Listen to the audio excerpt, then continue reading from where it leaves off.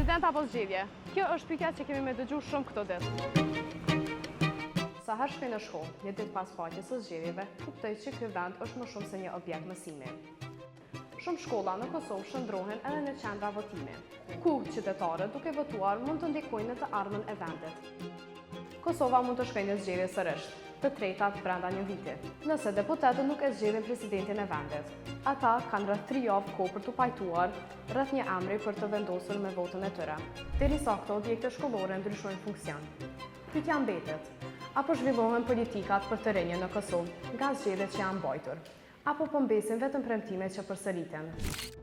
Një hulumtim i publikuar së fundi nga Open Society Foundation ka zbuluar se shqetësimi kryesor i të rinjve apo Gen Z në Ballkan janë punësimi, shëndetësia dhe edukimi.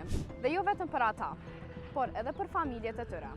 Anketat kanë zbuluar gjithashtu se të rinjtë në vendet e Ballkanit nuk janë të interesuar në çështje politike, por janë të interesuar të votojnë për ditën e zgjedhjeve. Të pyetur se sa janë të interesuar në politikë, 65.2% të rinjve nga Kosova kanë thënë që nuk janë fare të interesuar në çështje politike. Kjo mbështetet gjithashtu nga të dhënat e fokus grupeve, ku pjesëmarrësit u ankuan se liderët e tyre politik nuk pasqyrojnë interesat apo nevojat e tyre.